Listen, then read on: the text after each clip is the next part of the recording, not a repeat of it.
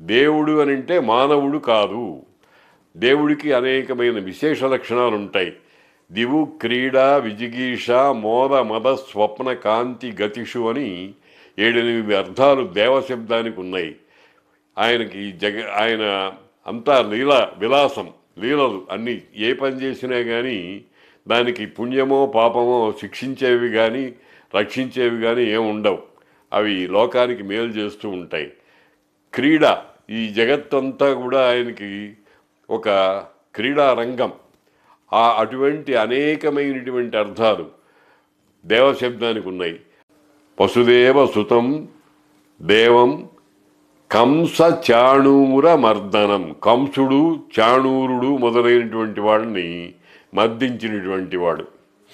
దేవకి పరమానందం, దేవకికి పరమమైన ఆనందం కలిగించినటువంటి వాడు. అటువంటి కృష్ణం వందే జగద్గురుం, కృష్ణుడికి మేము నమస్కారం చేస్తాను, నేను నమస్కారం చేస్తాను అని అన్నారు.